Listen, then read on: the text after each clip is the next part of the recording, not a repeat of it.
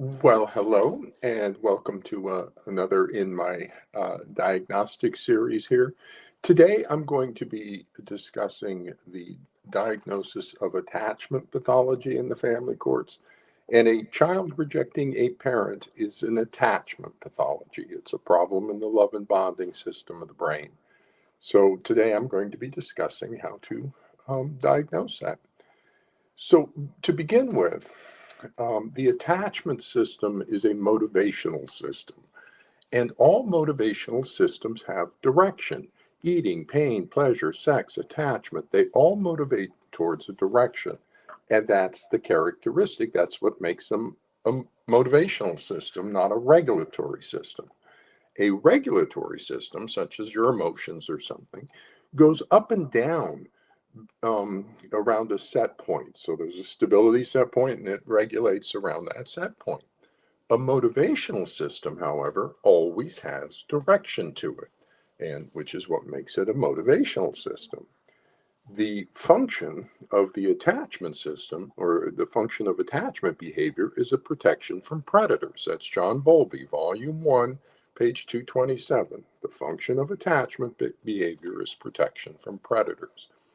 And what that involves is you think about how we kind of evolved as a social animal out in the savannah, and there's predators around. There's hyenas and lions and all sorts of things that want to eat us. And they're not looking for the adult, they're actually targeting the children because the children are great prey animals. And what they're trying to do is separate the child from the parent, and then the child becomes food. So over a long period, millions of years of evolution of humans, their very strong motivational system developed to bond to the parent, because the other motivational direction is death by starvation and predation. And so any child who was motivated to flee a parent or not bond to the parent would die by starvation and predation. That's the origin of a motivational system, a primary motivational system in children designed to bond to the parents. And this is going to become important as we assess the motivational system of the child in the family courts. Now, with attachment pathology, or the attachment system, it's described as a goal-directed or goal-corrected motivational system, meaning that it always seeks to bond to the parent. And if there's a barrier to that bonding, the child changes how they try to bond, but they are always trying to bond to that parent because their direction is a predator who's going to eat them. And so that's not an option. Going away from the parent is an option. So if there's a barrier, oh my goodness, they're even more exposed to the predator. So they change how they try, and those are called insecure attachments, how that works. So the problematic parenting produces an insecure attachment with characteristic patterns to it. And this is important to understand. It doesn't do a lot of stuff. When it dysfunctions in a particular way. And for insecure attachments, that's what they're called, there's three types of insecure attachment, or three types of attachment pathology. The first is anxious ambivalent. That's when the child displays a high protest in order to obtain the involvement of an inconsistently available parent. The second approach is where the child is called, it's anxious avoidant. That's where the child displays low protest behavior and becomes self-reliant in order to avoid overstressing an overwhelmed parent so that the parent doesn't withdraw further because they're trying to protect themselves from the predator. And then the third type is a disorganized attachment, where the child shows no organized strategy to bond to the parent. And that's caused by abusive or psychotic range parenting. So let me talk about this for a second. The origin of the attachment motivations. Primarily, there's two insecure attachments. High protest, that's your ambivalent attachment around a parent who's inconsistently available, and the low protest version to not overwhelm the parents so that they withdraw further.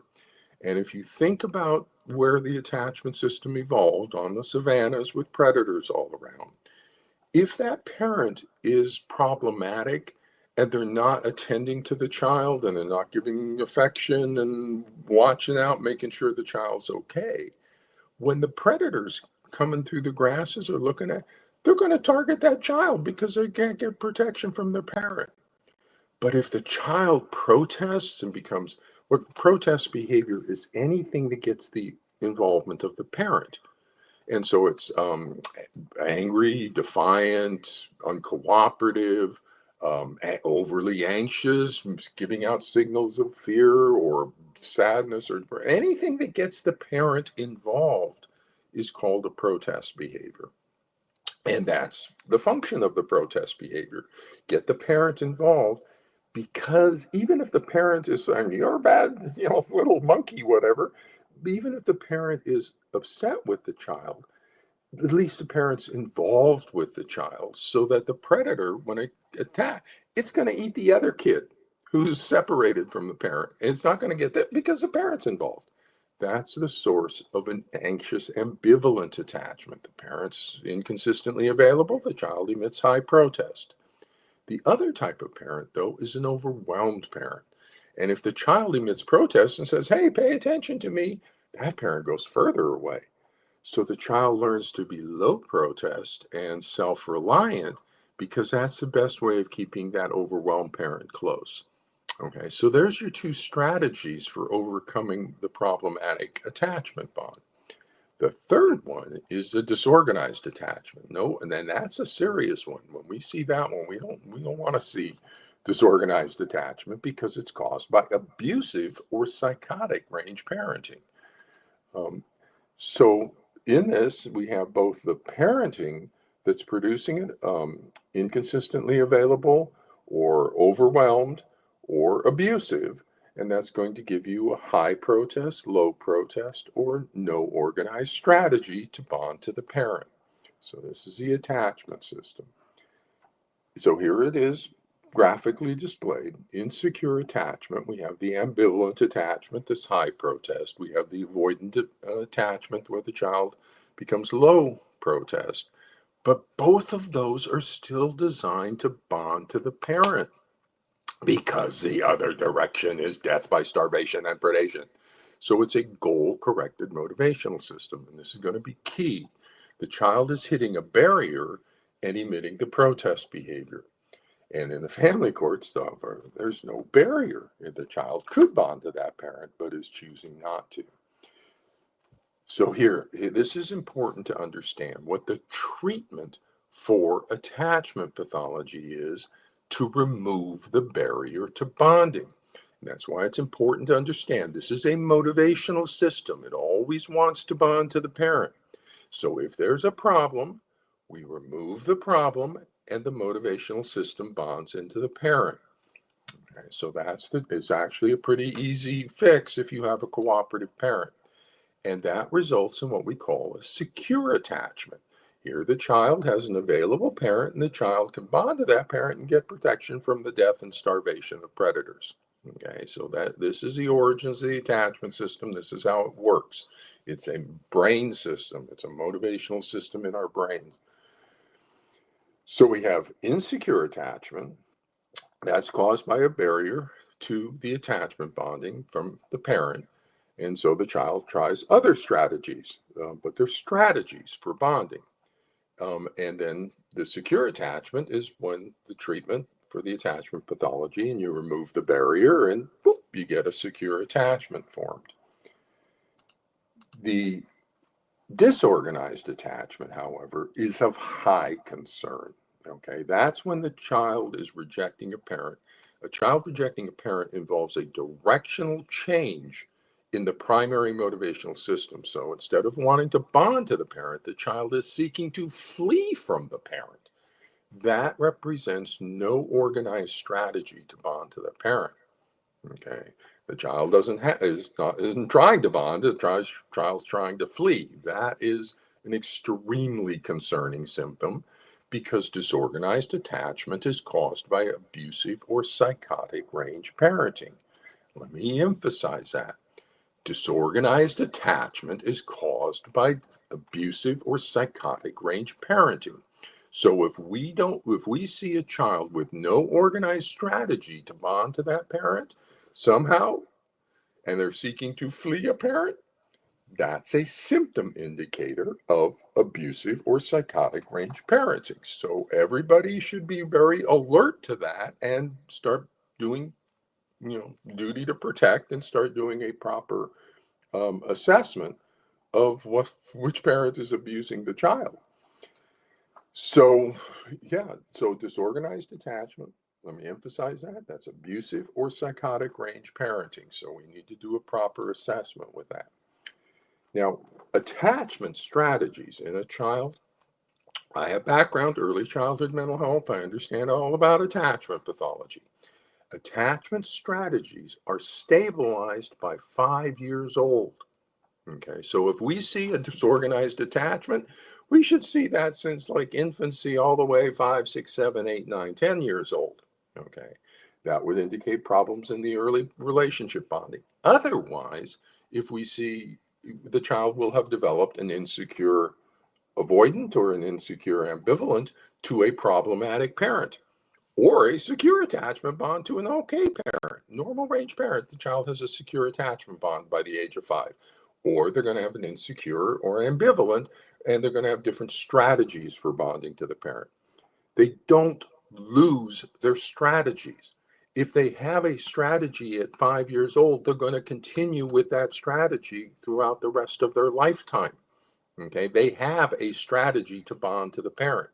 So if we see an abrupt emergence in later childhood of no organized strategy to bond to that parent, a disorganized attachment, where the child is seeking to flee from the parent, that indicates the temporal onset of abusive or psychotic range parenting by one parent or the other. We just need to know which parent. So this is critical to kind of understand. If you see a disorganized attachment suddenly appear in a child, think abuse or psychotic range parenting by one parent or the other. We just don't know which one yet. So, competence in all mental health professionals. A child rejecting a parent is an attachment pathology, a problem in the love and bonding system of the brain. It's a problem in love and bonding between the parent and the child. It's an attachment pathology. Mental health professionals must be competent in the diagnosis and treatment of attachment pathology when they are diagnosing and treating attachment pathology. Okay, so are we clear? And the mental health professionals currently in the family courts are not competent and do not apply the knowledge of attachment when they are diagnosing and treating attachment pathology. And that's highly problematic because a disorganized attachment is child abuse range parenting by one parent or the other. So duty to protect obligations are active, and all the mental health professionals should be conducting a risk assessment for child abuse when they see disorganized attachment in a child. You need to be competent in the diagnosis and treatment of attachment pathology when you are diagnosing and treating attachment pathology. The presence of a disorganized attachment is a child symptom indicator of abusive or psychotic range parenting by one parent or the other. Which parent? So a true disorganized attachment, a directional change, in the primary motivational system of the brain, is caused by an abusive parent. So the parent, you see abuse, the child seeks to flee the parent. Or false disorganized attachment is caused by a psychologically abusive allied parent. So you see there's no abuse going on. The child puts up the barrier And it's the influence of the allied parent that gets the child's directional change in the child's motivational system. Okay, and that's psychological child abuse. So there's your differential right there. Okay, there's your differential. And the idea that we're not returning diagnoses of child abuse when we see a child rejecting a parent one way or the other is stunning and appalling to me. Okay, when that's the only cause, and you say, oh, well, the targeted parent isn't abusive, so okay, we're just going to walk away. No, because if some parent is producing that attachment pathology one way or the other. And this is where you're looking right here for the false attachment pathology. You're looking at the barrier is not coming from the parent. The barrier is coming from the child. We have a normal range targeted parent. It's the child who is putting up the barrier to bonding. That's a false attachment system because it's a goal-corrected motivational system. If that targeted parent was somehow problematic, the child would show an anxious ambivalent or an anxious avoidant attachment bond, but would still try to bond. The moment we remove the parent's barriers, the child bonds right back in. When the child is putting up the barrier to treatment, that's an inauthentic attachment system that's being manipulated and controlled by the pathological parent. It should be like as clear as day. When you're doing the assessment, you look for abuse in the targeted parent. If there's no abuse there, you're going to see the barrier is being put up by the child, and it's pretty significant. It's splitting and cognitive rigidity. And so those are the two features. Absence of abuse by the targeted parent, and the barriers is in place by the child. So, a child rejecting a parent is a disorganized attachment indicating abusive or psychotic range parent. Is it a true or false attachment pathology becomes the differential diagnosis. The diagnosis here is that the child and allied parent claim, the litigants claim that it's a true attachment pathology caused by abusive range parenting by the targeted rejected parent. Meanwhile, the targeted parent claims it's a false or factitious attachment pathology caused by the manipulative psychological control, it's Barber, of the allied parent. Okay, so we have two parents, and they're each claiming the other one is causing it by abusive parenting somehow. Okay, so let me just talk about that for a second. We have a court situation where each parent is claiming the other parent is abusing the child, creating the child's symptoms. So we have abuse on the table. We need to get a proper risk assessment for child abuse because we have two litigant parents, each claiming the other one is abusing the child. We don't need a custody evaluation. We don't need just 2 years of failed therapy.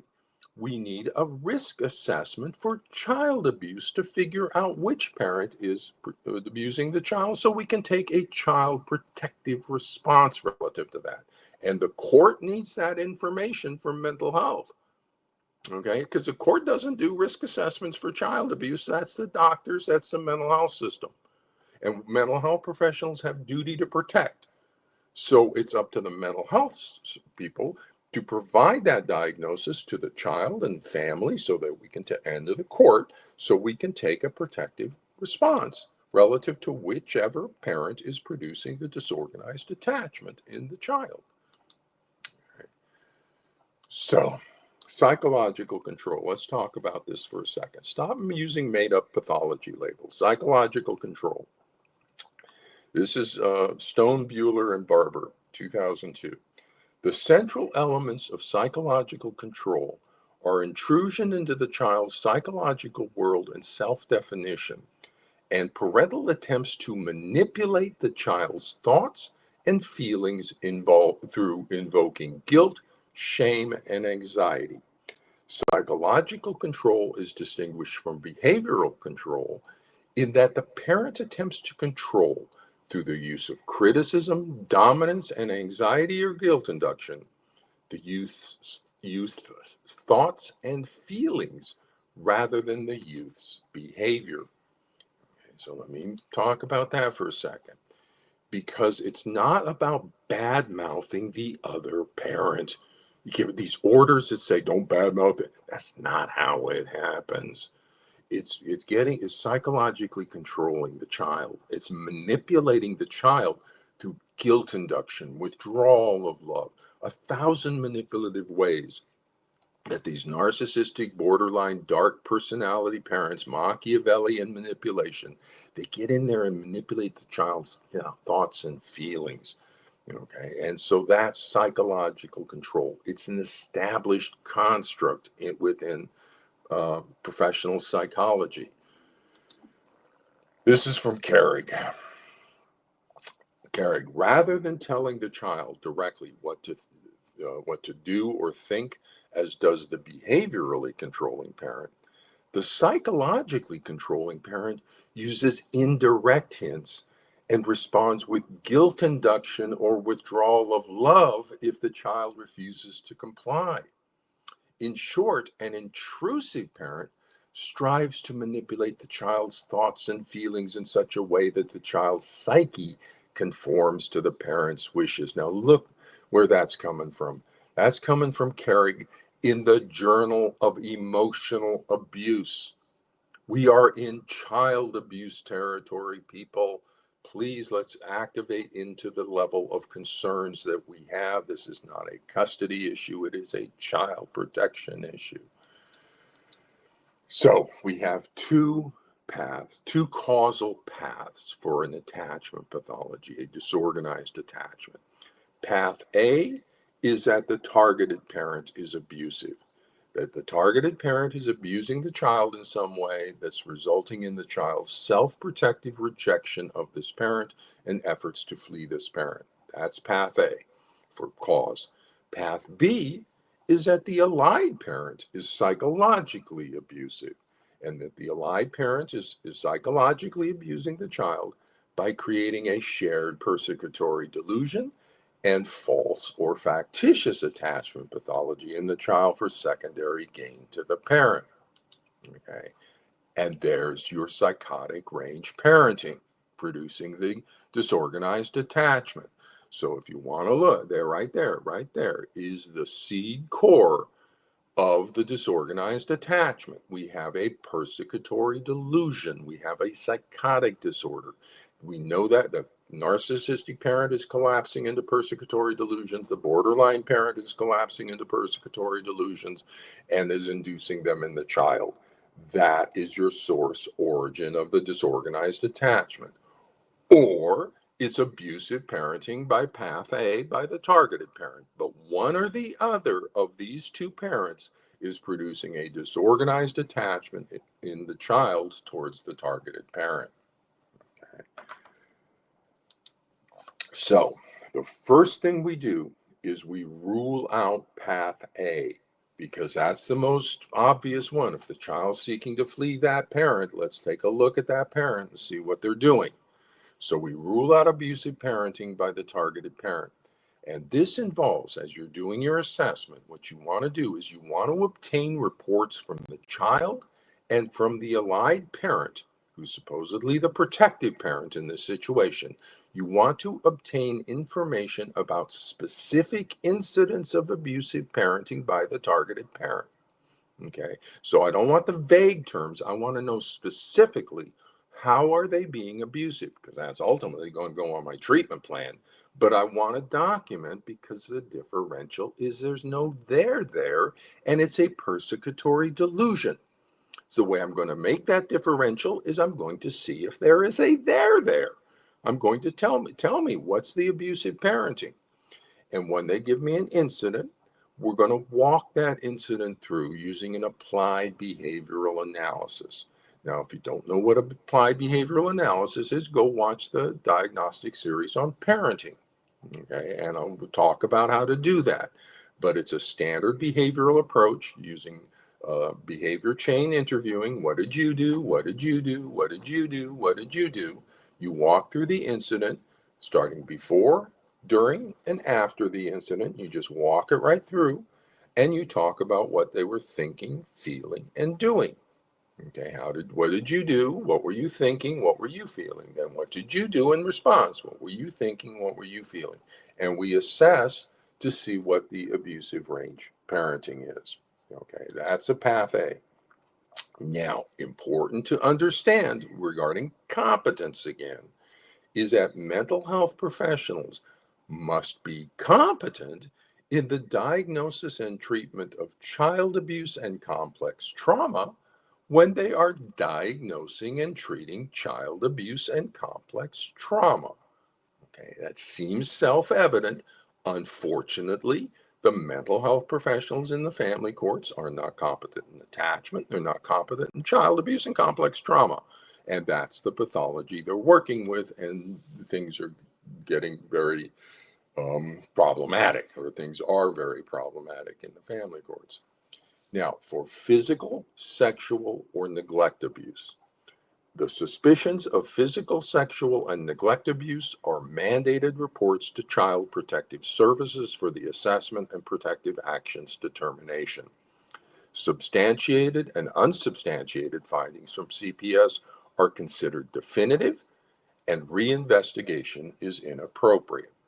So, if we're doing an assessment for child abuse and complex trauma, and the allegations is some sort of physical abuse, I'm not assessing physical abuse. I get that over to CPS. When CPS comes back with a substantiated or unsubstantiated, that's it. Okay. It was a physical abusive incident. There was pushing and stuff, 2 years ago. There was a CPS report. Yes. Was CPS fine? Unsubstantiated. There was no child abuse. Okay. And if they raise it now and say, well, there was an incident of child physical abuse, was reported to CPS? No. Let's get CPS investigation. If it's relatively reasonable, let's take a look at that. We don't, as mental health people, assess physical, sexual neglect abuse. We get that out to the professionals to do. They're overwhelmed, they're overworked, and those sorts of things. But they're trained to assess for those things, and we're mandated reporters on that. If it comes back from CPS that it's a vague category, then we can continue to go along and apply behavioral analysis and see what's going on with that. Or if it's not one of those categories, if it's a psychological child abuse, that they're somehow emotionally or psychologically abusive of the child, not insufficiently sensitive to the child, something like that, then that's an applied behavioral analysis. We can look at those sorts of things. Okay, so be clear on working with child abuse in the family courts. So, path B, let's talk about path B for a second here. So, if abusive parenting by the targeted parent has been ruled out by your initial assessment, you look and there's no there's no abusive parenting by the targeted parent. They are an available parent. They love their child. They want to be with their child. And that's been ruled out as the cause of the child's disorganized attachment.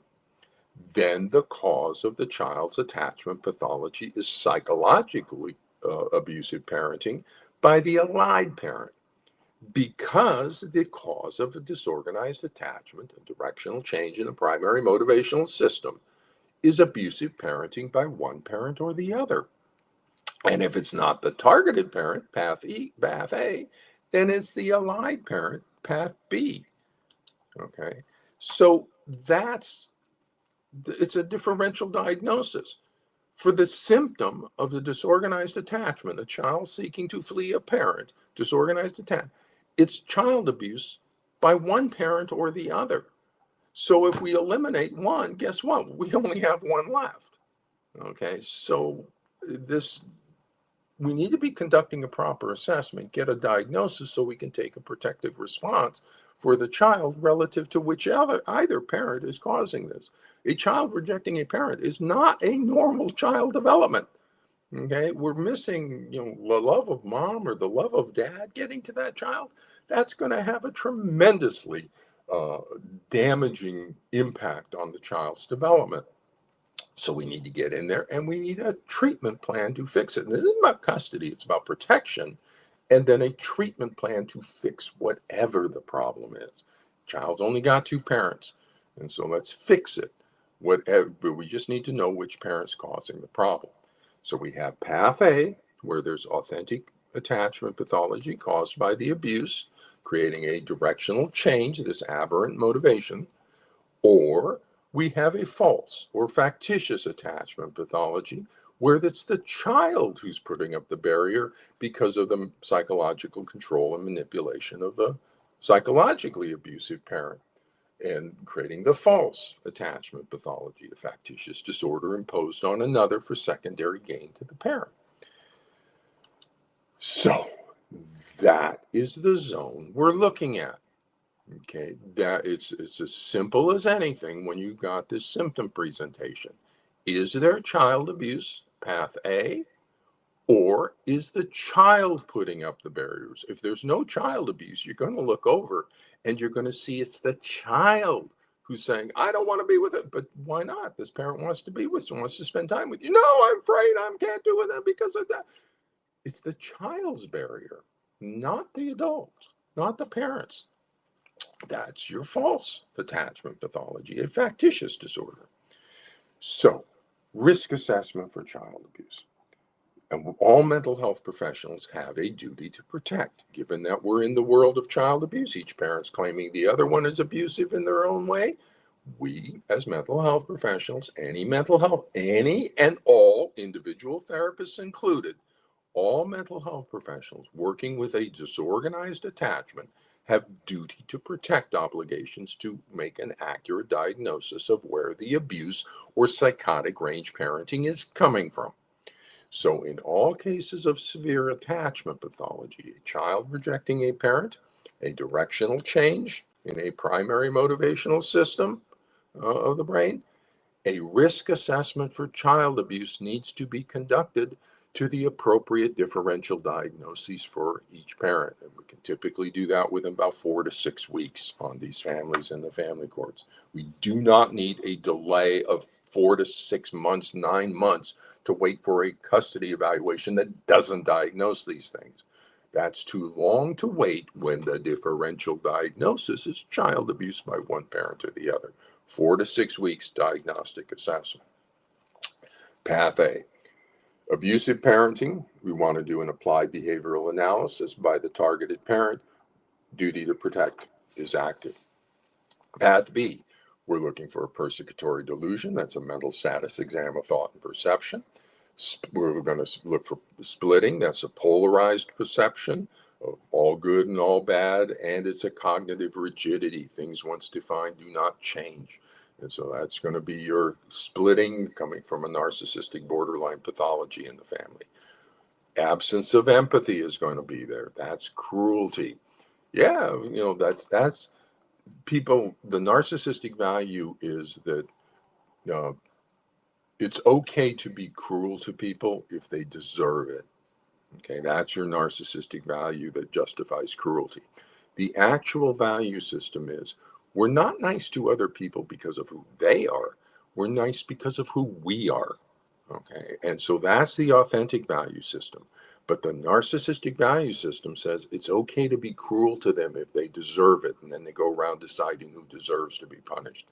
That's your spousal abuse theme. Yeah, of course I hit her. She deserved it. My dinner was cold. Okay, she deserved it, the cruelty. And so when you're assessing the child, that's what you want to look for the absence of empathy.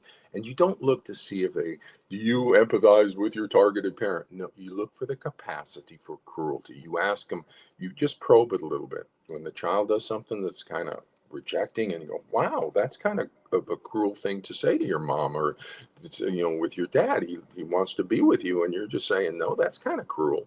And you put that out there as a probe. And the response you'll get back when it's induced is, yeah, but they deserved it because they deserve my rejection. They deserve the cruelty because they're an inadequate person. They're an inadequate parent. There's your classic narcissistic value, that the symptom of psychological control by the narcissistic parent. If you actually see an abusive parent, the path A, and you do something like that and say, that's kind of a cruel thing to say, the child will say, yeah, it is. And the child will go back to the abusive parent.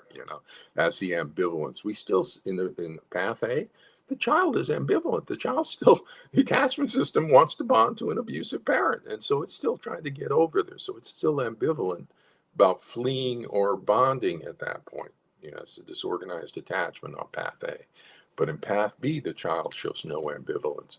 They just say, you're a bad parent, you're a bad human, you deserve to be rejected. So that's the cruelty. And boy, we never want to see cruelty as a symptom in a child. That's not a good symptom to see in a child. And then we see the cross-generational coalition. That's the parent. Oh, what can I do? I can't force them in the car. It's like the cross-generational coalition there. We'll see enmeshment in the relationship, an inverted hierarchy where the child is judging the targeted parent as if the parent was the child and the child was the parent. And then duty to protect is active for the mental health people because this is child psychological abuse. So the other feature about Path B, though, that we have in the assessment is a response to intervention, RTI. And that's where we remove the barriers to bonding. We do the treatment for attachment pathology, and if it's authentic, we'll fix it. And if it's inauthentic, we won't. And so what we're looking at, symptom features, key symptom features here are the cognitive rigidity. The child is putting up the barriers. So no matter what you do over here to fix things, the child will not go that because the child is seeking to flee instead of bond. That's an inauthentic attachment system. And then you'll see the cruelty. That's your absence of empathy, very characteristic of an induced pathology. And so you see the absence of ambivalence and just they deserve to be rejected. And then the RTI is another way we can just assess for whether or not this is real or false. And here's what we do with that. So the attachment pathology, an insecure attachment, okay, normal problematic parenting with the targeted parent, is caused by a barrier to the attachment bonding. The child can't bond to that parent, so they go high protesters, low protester, give us some other kind of thing. And here we have high protest, anxiety, fearfulness, avoidance, angry, hostile, all those things are high protest. So that should indicate that the targeted parent is inconsistently available. But when I look over there, that parent wants to be available. So it's not coherent as an attachment pathology because it's not authentic. If the child is rejecting a parent, I should look over at the parent and see some sort of barrier that parent's putting up. And then the treatment for that is we remove the barrier and the child's bonding goes right back in. That's your attachment system. That's normal. Okay. So there's a barrier, we remove the barrier, and that becomes our response to intervention. Yay, it worked. This is true pathology. So what I do in my assessment and in my treatment plans is I have a bullet point. I call them the wonderful dad bullet point or the wonderful mom bullet point. And what we're going to do, okay, on my assessment and my treatment, if I want to do a response to intervention, is we're going to make dad or mom wonderful. It's going to be a bullet point. We're going to make them such a wonderful parent. Oh, we're going to stop the discipline. We're going to move it over to guidance-based strategies. We're going to give abundant affection, abundant attention, warmth. We're going to teach them how to be so understanding of their child. We're going to make them a wonderful dad or a wonderful mom. We're going to remove whatever barrier was there. And that should fix the relationship because the child wants a wonderful mom or wonderful dad. Okay. Unless it's a false attachment pathology, being induced for the secondary gain for the needs of the allied parent, in which case that parent's not going to let that child bond into that. Because if they love that parent, they're not going to love me, and I'm going to punish that parent for being a bad spouse and stuff. So they're manipulating and using the child. And so even no matter what we do, we can make that parent the best parent on the planet, and that child's not going to bond to that parent because they're being psychologically controlled and manipulated by the allied parent to meet their own needs. And independent of anything, independent of whatever the pathology is. That's a great bullet point. Let's make dad or mom wonderful parents all the time. So let's put that on the treatment plan all the time. And it's a response to intervention as to see whether it's authentic or inauthentic. So now let's talk about treatment for a second. This is from Tronick and Gold. Ed Tronick, researcher out at Harvard, 40 years doing the still face studies. He knows more about attachment and breach and repair sequences than anybody on the planet. Great research on the still face. It's not about infants, it's about a brain system for attachment bonding that we all have. We all live in a brain. All brains have a brain system for love and bonding to intimate relationships, the attachment system. This is what Tronick and Gold say in their book, The Power of Discord. Everybody, all the mental health people should be reading Power of Discord, parents, attorneys, Power of Discord, attachment pathology. Here's what Tronick and Gold say. Repair is where the action is. We came to recognize that repair is the crux of human interactions. Repair leads to feelings of pleasure, trust, and security. The implicit knowledge that I can overcome problems. Furthermore, repair teaches a critical life lesson that the feelings that arise from a mismatch can be changed into positive feelings when two people subsequently achieve a match. One does not have to get stuck in a negative feeling state. We always want to repair a breach attachment bond, always.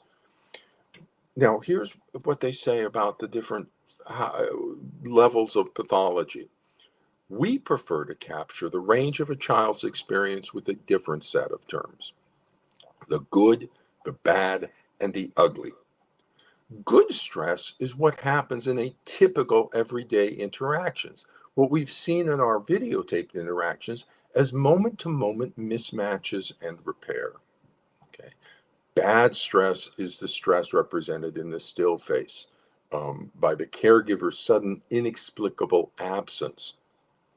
Ugly stress occurs when the infant has missed out on the opportunity for repeated experiences of repair and thus cannot handle any sort of bigger stressful events. Okay. This is what we know about the attachment system. It develops through the breach and repair sequence. That's incredibly important for healthy child development. Tronick says in his research, in normal and healthy parent-child relationships, normal healthy relationships, the parents and child are out of sync, are mismatched 70% of the time. They are only in sync 30% of the time. The rest of the time, they're doing breaches and repair. And that's normal and that's healthy.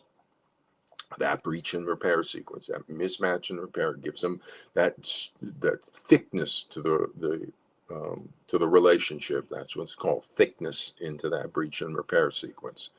The bad stress is when we get the child in a breach and repair or in a breach that they're kind of hanging out there, and so it's not repaired yet. The ugly is when it stays out there and there's no way back. That is the worst possible thing we can do with attachment. We always want to repair an attachment bond, and it's really easy with a cooperative parent. All you have to do is get that parent to teach them how to, whatever the barriers, you get rid of the barrier. Boom, the child's going back into that. Okay, if that's an authentic attachment bond. The problem in child abuse and disorganized attachment is I don't get a cooperative parent.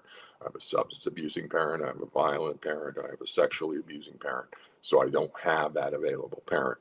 But if I've got a cooperative parent, treatment for attachment pathology is relatively easy. Get rid of the barrier, unless it's a false or factitious attachment pathology being caused by the other parent for their own secondary gain. So, the worst possible thing we can do, the ugly, is to leave a breach attachment bond unrepaired. We always want to repair it. The attachment pathology is an insecure attachment for a problematic parent, and it's caused by a barrier to attachment bonding. The treatment for attachment pathology is to remove the barrier to bonding. We have Path A, if you got a child rejecting a parent, we have path A or we have path B. We're going to look right at that interaction. Is there abusive parent? Then that's abusive parenting. Then that's authentic attachment pathology. If there's no abusive parent and the child is putting up the barrier, that's a false or induced factitious attachment pathology, and that's child psychological abuse by the allied parent. Now, diagnosis involves more than just looking at individual pieces of the puzzle. With the path A, we're into child abuse and complex trauma. You need to know how to assess child abuse and complex trauma, but also, the CPS has a role in that as well. If you're into physical, sexual, and neglect abuse, if there's psychological abuse, you need to know how to diagnose that. Now, in addition, you need to know how to assess for a persecutory thought disorder in the allied parent. Okay, so you need to know how to do an applied behavioral analysis to assess for the abusive range parenting by the targeted parent, but also you need to know how to assess for persecutory delusion, and that's a mental status exam of thought and perception. That's an affirmative diagnosis. It's a mental status exam is a linear interview approach that's looking at linear logical reasoning. They're looking at how they come up with their thinking. So you're going down their frontal lobe executive functions for linear logical reasoning. And at some point in trauma stuff, in the delusion, you'll hit the trauma and the thinking will go sideways into what we call emotional or associational thinking. So instead of staying put, it goes boop, and it starts to associate and starts to vent emotions. What you do then is you hold them in tight and you don't let them free associate out. That puts stresses on their defenses, and boop, the persecutory delusion pops right out in the session for you. So we don't make a diagnosis of persecutory delusions based on history. We pop it out in the session using a mental status exam of thought and perception. If the mental health professional doesn't know how to do that, and they're working with a possible persecutory delusion, then they are practicing beyond the boundaries of their competence, and they need to get consultation or refer the person to family to somebody who does know how to do a mental status exam or does know how to assess for a persecutory delusion. That's an affirmative diagnosis. The other element of the diagnosis is the factitious attachment pathology imposed on the child. That's a diagnosis by rule out. If there's no child abuse by the targeted parent, then it must be the allied parent doing it, because you only got two choices. You get rid of one, there's only one left. And so that's a rule out diagnosis. And let me add something else about that factitious disorder. The second variant of the factitious disorder in this that we will often sometimes see, especially on the borderline personality variant, is borderline mom variant, is a phobic anxiety towards the targeted parent, a father phobia, typically, sometimes a mother phobia, but oftentimes in that borderline mom pattern, it's a father phobia where the child has these panic attacks, even thinking about being with dad, produces a panic attack. They avoid the dad or endure dad with great distress regarding that situation, and thinking about being with dad always provokes this anxiety response. Those are your DSM diagnostic symptoms for a phobia. Okay, but it's an unrealistic father phobia or mother phobia. There's no mother phobia or father phobia. The attachment system stops that. Goal-directed motivational system. Any child who developed a phobia towards a parent got killed by predators or died of starvation. Parent phobias, mother phobias, father phobias are. If you got one of those, write it up in a journal, because that's going to be your first mother phobia or father phobia. And so that's your factitious anxiety disorder being imposed on the child for secondary gain to the typically borderline mom, vulnerable triad mom, of manipulating the court's decisions on child custody, spousal abuse of the targeted parent using the child as a weapon, and to meet their own emotional and psychological needs. Okay, so there's your secondary gain for producing the false attachment pathology in the child. So in order to work, assess, diagnose, treat the child rejecting a parent, a severe attachment pathology, disorganized attachment pathology in the family courts, the mental health professional needs to be competent in and apply the knowledge from attachment, child abuse and complex trauma, and factitious disorders.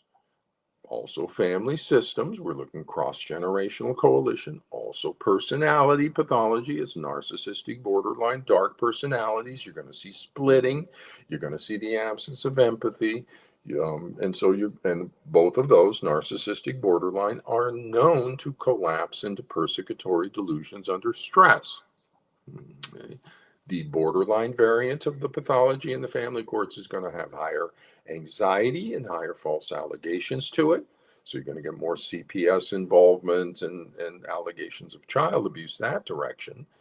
The narcissistic dad variant of the pathology and the normal range mom is going to have a higher spousal abuse feel to it. So you're going to likely to see more angry, some anxiety, but more angry on that.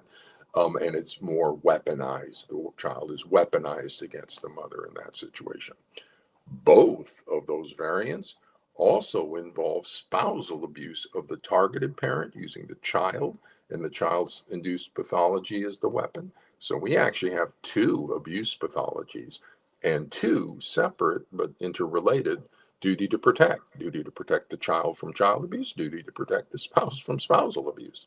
So we definitely need a proper risk assessment for each family, just right off the bat. It shouldn't even be a thought.